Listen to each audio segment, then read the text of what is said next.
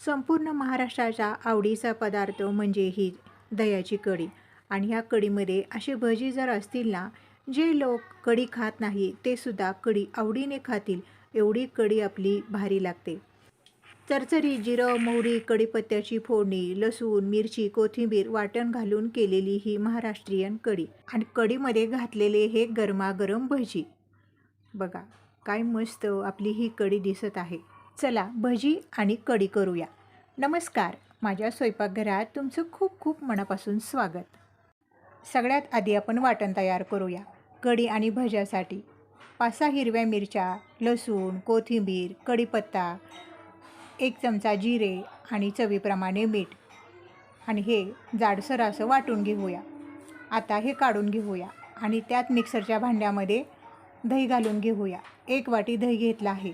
मिक्सरमध्ये असं दही बारीक करून घेतलं ना, सगळ्या आपल्या दह्याच्या गुठळ्या आहेत त्या बारीक होतात.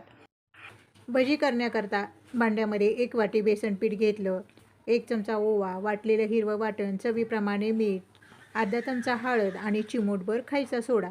हे आधी चांगलं मिसळून घेऊया. आता थोडं थोडं पाणी घालून पीठ भिजवून घेऊया. जास्त पीठ पातळही भिजवायचं नाही, जास्त घट्टही भिजवायचं नाही. तुम्हाला कांदा घालायचा असेल तर तुम्ही कांदा पण यामध्ये घालू शकता, पण मी साधी भजी करणार आहे म्हणून कांदा घातलेला नाही. आपण पीठ भिजवतो तोपर्यंत गॅसवर तेल गरम करण्यासाठी ठेवायचं आहे.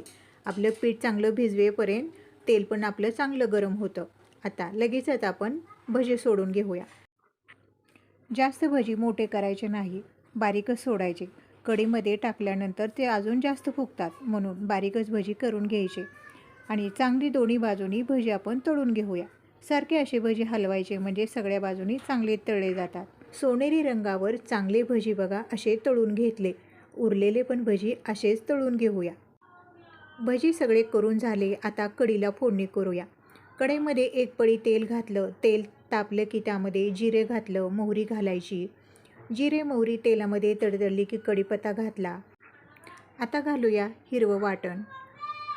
हे वाटण तेलामध्ये भाजून घेऊया. याचा कच्चेपणा जाईपर्यंत चांगलं वाटण भाजून घ्यायचं, जास्त पण करपवायचं नाही. आता वाटण भाजून झालं. 1 चमचा हळद घातली. हळद पण तेलामध्ये अशी थोडी भाजून घ्यायची. आता यामध्ये घालूया बारीक करून घेतलेलं दही. आणि दही घातल्यावर आपल्याला हे चांगलं मिसळून घ्यायचं आहे. तुम्हाला कढी किती पातळ घट्ट पाहिजे आहे तसं यामध्ये पाणी घालून घ्यायचं आहे. मिक्सरचं भांडं धुवून यामध्ये मी 2 ग्लास पाणी घातलेलं आहे. कढी बघा एवढी आपली पातळ झालेली आहे. कढी फुटू नये म्हणून आपण यामध्ये 2 चमचे बेसन पीठ घालणार आहोत. भजी केले होते त्याच भांड्यामध्ये मी 2 चमचे बेसन पीठ घेतलं, पाण्यामध्ये मिसळून कढीमध्ये घालून घेतलं. बेसन पीठ घातल्यावर कढी चांगली हलवून घ्यायची आहे. आणि मध्यम गॅसवर कढी चांगली आपण गरम करून घेऊया. कढीला उकळी यायला लागली की गॅस बंद करायचा आणि भजी घालून घ्यायचे.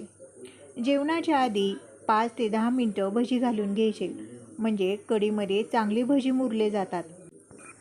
कढीमध्ये मुरलेले भजी एवढे भारी लागतात ना.